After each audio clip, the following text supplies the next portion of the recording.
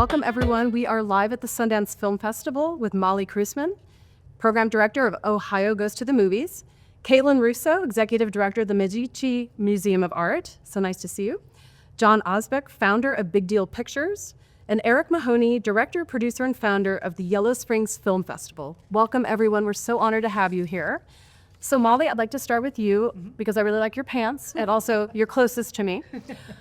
So Molly, Ohio Goes to the Movies. Yes. It's an incredibly ambitious statewide program pegged to the 250th anniversary of America, which is Correct. kind of a big deal. Yes. This year, 2026, can you describe the mission and the vision for this initiative and what most surprised you as you set out to map Ohio's film history? Because it sounded like this was an unprecedented effort. Tell me about that. So when I was originally hired, I was hired to do 30 to 40 events.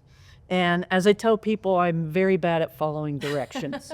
I find that hard to believe. Yes. But so as of last week, we have close to 300 Ohio-centric films that will be shown across the state starting February 11th and running through mid-October. Wow.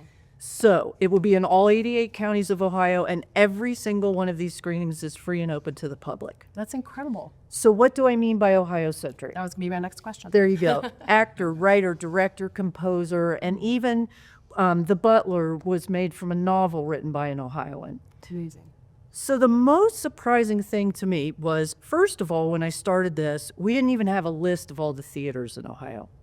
So we put that together. The second thing was... Wait, I have to know, how did you assemble the list of all the theaters? I got a hold of a lobbyist at the State House who worked for the Motion Picture Association, and he helped me put it together. And this includes larger theaters and also smaller boutique theaters. Correct. Okay. Correct. And so then the next thing that we did was we put together an Ohio movie database.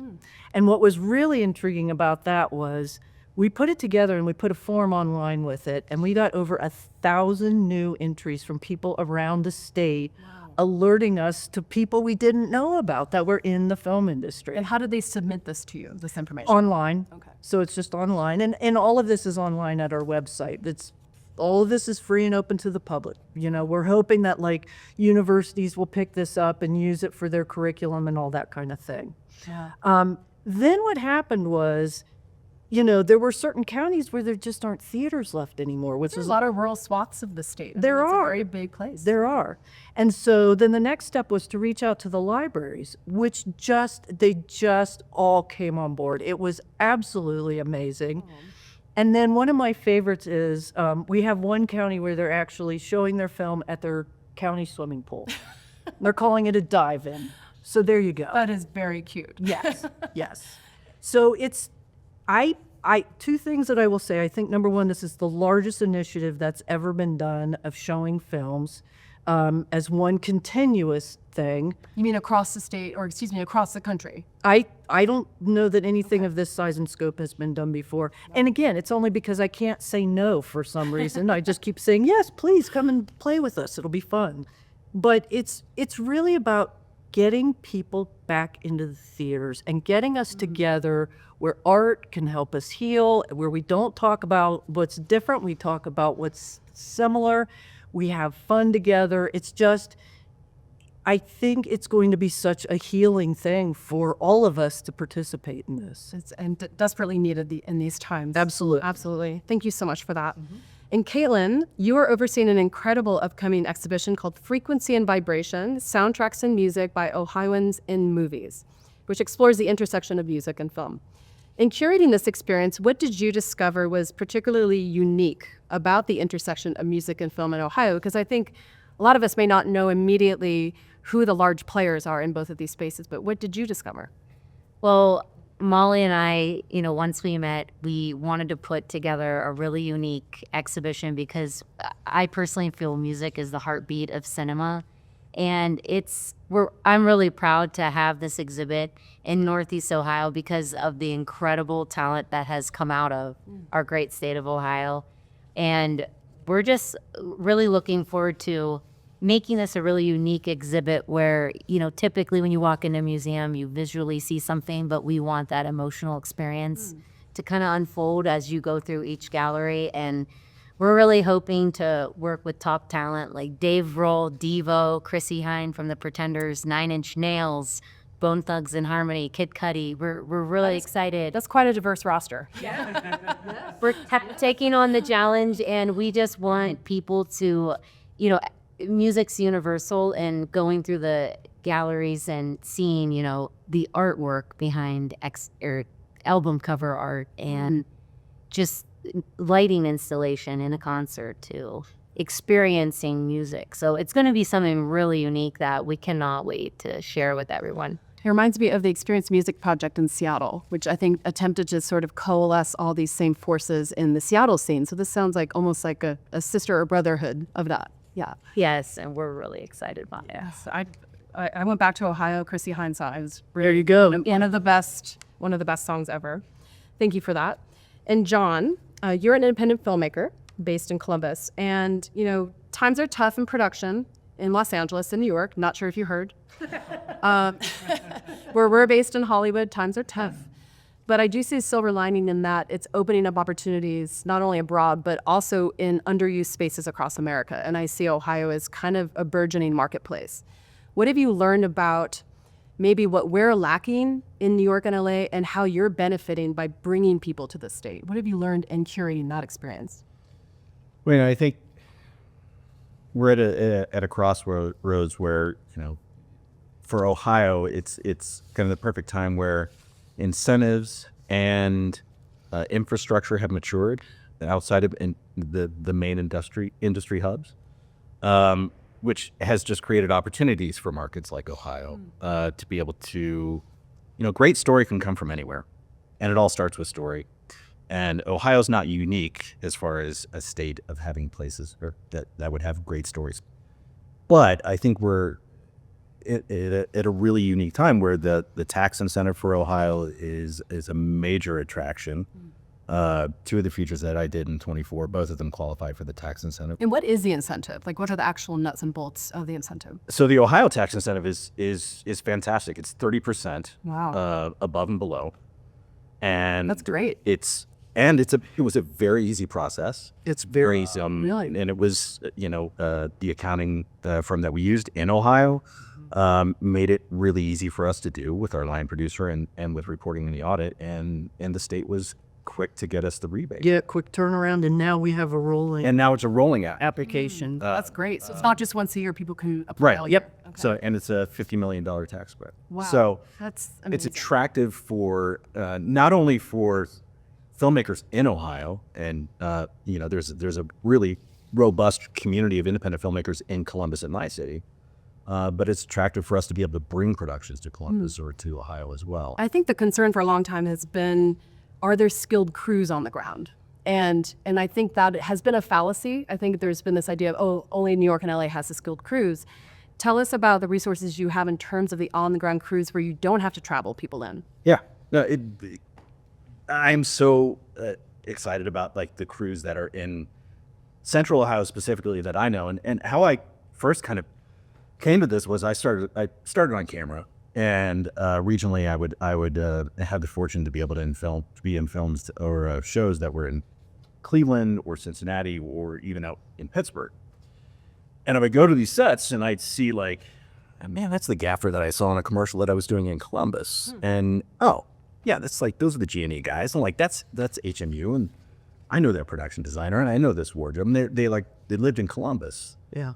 And when I would go to these places, I was like, man, why is it not happening here? And that has rapidly changed over the last few years, even through the pandemic. But it's interesting because we've seen a lot of people come back to Ohio through the pandemic and through, you know, the double strike. Also, cost of living is better.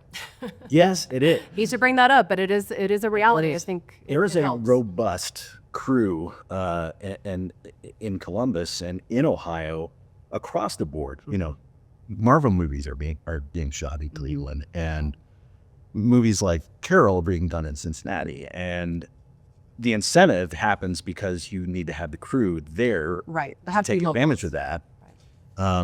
But it's continued to grow. So that crew base in every department has grown.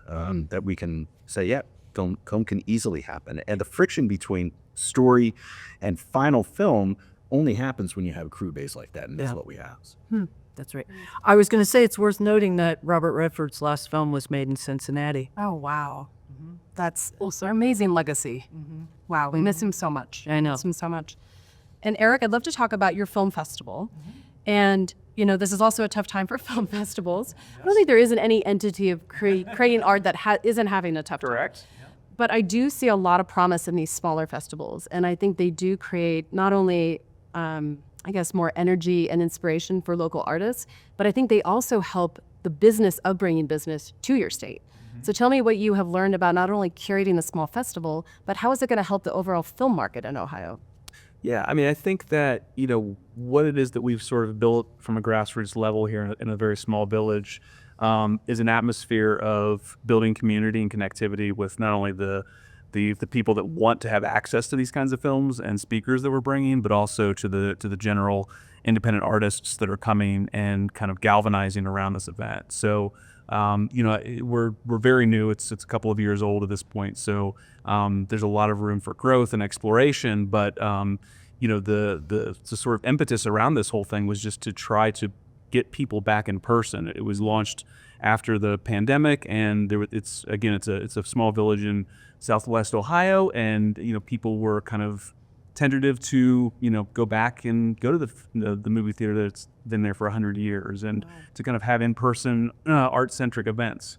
So it was important for me to kind of curate something that was very, very interesting to people, to get top-notch films and speakers to town, not only to sort of get some electricity back into the town and have people to kind of come in person and have conversations around art and film, but also to bring in filmmakers that are young and have access to these types of films and can talk to these filmmakers. We brought some iconic I was people going to to say, town. we've had some great people. Maybe you drop some It's names. amazing. It's Yeah, I mean, Sherry. we've had Jim Jarmusch and John Waters and Hannah Beekler, who's a Academy Award-winning production designer, who just got another nomination on Sinners, and Kevin Smith and Walton Goggins, RZA, Reggie Watts, Fred Armisen. So we've had really, really exceptional people come in and support what we're doing and kind of feel that what we're doing is important. And, you know, it's kind of a throwback feel to a kind of 90s indie atmosphere. Kevin Smith is a perfect guy for that. Like, Yeah, all these people have said yes kind of for that reason. It's a laid back, kind of kind atmosphere where people can come and explore nature and hike. And again, it was just important for me to try to formulate some sort of like in-person connection again. kind of feels like camp, like going to movie camp. Yeah, it is. And even last year, you know, for the first time when we put badges on sale, all the badges sold out. So it showed me that people were starting to trust our curation and wanted to come back and see multiple things. So it's been a great opportunity for us to, I think, again, engage in the community, hopefully have some sort of connection with new artists. We have a lot of we had an all Ohio Shorts program last year, so we're trying to both bring really exceptional films and also give a platform to younger artists and give them access to some of their heroes. That's huge. And the more important question is, do you have good restaurants? That's going to be a huge concern for people. Yeah, I think that's part of the infrastructure we could work on a little bit. But Can someone get a salad there to eat? oh yeah, Okay. no, absolutely. There are Friends Cafe. The Wins Cafe is a great sponsor. We'll give them a plug. Okay, good. We also do food trucks at our venue, so we are trying to infuse food, and we do live music and stand-up comedy. So it's really an arts festival that I hope to, kind of scale into a, something. I mean, food is very important to me. So Might be the most important thing. yeah, so I'm very, very much wanting to kind of scale that aspect of it too, and give people access to young chefs and yeah, everything art and food centric is great to kind of support. That's so great. Yeah. And Molly, what do you hope filmmakers and studios and festivals like Sundance, which of course is going to experience its own migration to Colorado and reinvent itself, take away from an initiative like this? Because I think what you're doing can be modeled elsewhere. So what do you hope other festivals and regions learn from what you're doing? You know, one of the first things that I tried to do was to go out and meet everybody that's in this industry. And I will tell you, I have met thousands of people. I was going to say, that's a big tour. It's been just an extraordinary couple of years. I think one of the most beautiful things has just been introducing everyone to each other.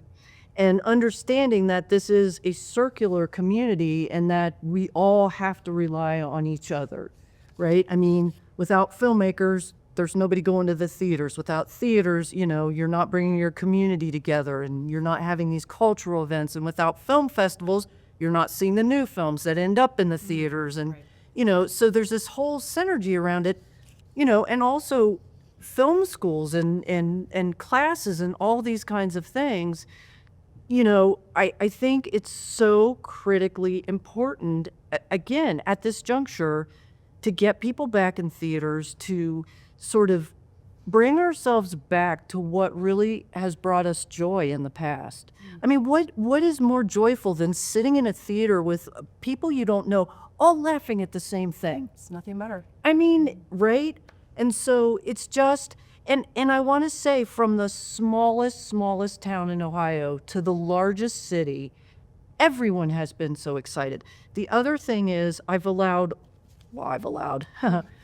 asked all the venues, they've created their own events. So this is a whole thing where, you know, there's a pre-gathering, then there's a screening, and then there's some kind of an audience participation Q&A, so that the audience is participating, right? Because that's also really important, is that they can talk about their experience and what really moved them or what they didn't understand about the film. They don't usually have access to people in person to answer those questions. Well, and you feel intimidated because you're like, oh, I don't know lighting or I don't know sound. And then you realize, no, wait, I am an expert. I know what I like. I know what I like about a movie. So why is my thinking any less than anybody else's?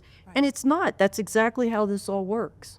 So it's just a joy to have. I'm the luckiest person on the planet. It's just, that's all there is to it. Well, you and seem I get to be with these perfectly people. poised to do this job too.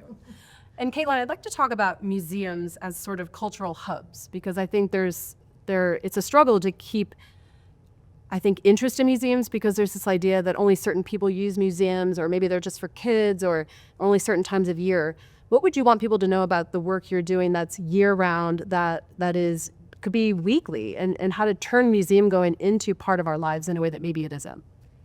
Well, I think the arts are so important to experience, and obviously today all museums face, you know, the challenge of cultivating that appreciation to a wide audience. And an exhibit like this is really unique because it's definitely going to connect to so many, because everyone loves music.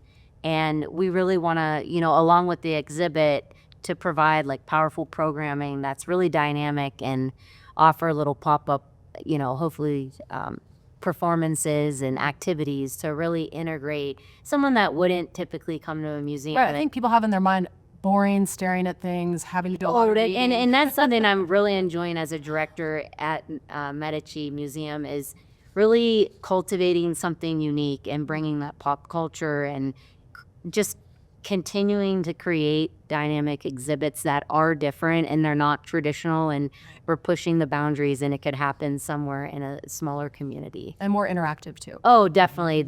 What we have planned with this team is something really special. That's definitely going to be, you know, a lot of takeaways to the exhibit. So You have to stay tuned. yeah, stay tuned. But I want to do all this now. It sounds so fun. And Jon, you know, something that is challenging for me as a viewer and someone who cares so deeply about authenticity is when I watch something and I know immediately it wasn't filmed where the story takes place. I feel immediately taken out of the story. And no offense to Manitoba, but Manitoba does not look like, you know, the central part of the United States or Texas or wherever it's being fudged, right? So how do we get more writers in Ohio to be writing stories that take place in Ohio to then create more of a direct pipeline for shooting in Ohio? That's a great question. And I absolutely agree with you as well. Like when I watch a movie and I'm like, that's not In the first 5 minutes, I'm like that's it's not tough. us. Right. I think it happens through. I think a lot of it kind of comes back to festivals and having like legitimate festivals for writers and filmmakers and creators to think like that. There's a bit of a pathway for us to have something to be able to show the things that we're going to create, and having them close, but still be at a level like Yellow Springs, you know, like the Cinema Columbus Film Festival, like the Cleveland International Film Festival. I think it's incredibly important for writers and filmmakers to have those goals that can, you know, kind of fuel us to get us through being in a place that's not a major industry hub. I think the other part is these kind of programs that Eric's talking about having for filmmakers and for writers and workshops. I think that's really important. We have a lot that happens in Columbus with the Greater Columbus Arts Council, and I think it's important to keep those things going, making sure that the opportunities are there. So that's where I think, as an established filmmaker, it's absolutely one of my goals is to not only keep the people that I work with regularly working, but to create a pathway for people to come up and continue to move up in the industry. Right. And also be able for them to have a vision like, oh, I write this story and I can shoot it in my hometown, or I can shoot it nearby where they can sort of tangibly see the reality. Exactly. Cost is definitely a thing that Ohio has going for it. We're an affordable place. My film that I made, Down to the Felt, made it in 2040, it came out last year. If I were to produce that anywhere else, the budget would have been twice, maybe 3 times as much. And so I think it's really important for us established filmmakers to share how we did it with the people who are coming up, who want to continue on it. And I've always felt like, that kind of rising tide is going to raise all the ships. So it's just as important for me to help that next filmmaker or that next writer have a path and help them figure out share how I did it so that their time to get into it is shorter, so that more continues to happen and it continues to snowball. Can I also add, I think it's really critical that we have we have several film commissions, but Kristen Schlottman, who's the head of the Cincinnati Film Commission, I think she's been there for over 30 years, is absolutely dynamic. Bill Garvey, who runs the Cleveland Film Commission, also, these are incredibly dedicated film commissioners who work their tails off to bring productions, but also to support local with classes and programming and all that kind of thing. Or And a phone call or a text. As a film, like I've talked to Bill as a resource, even if it wasn't something I was going to be doing in Cleveland. Right. Incredibly open to just willing to get on a phone call or have a conversation. That's invaluable. There's a really strong history of collaboration, I think, within the Ohio arts community in general, because we don't live on the coast, and traditionally there's been sort of this divide around that, and maybe like a little bit of a harder entry level into getting into whether it is music or film or the arts, and so that's fostered this level of kind of collaboration and support amongst artists, and I've seen that in music and film in Ohio over the last few decades. And it's nice to see that because, it's less now because I think that people can live in different places and still engage in those industries.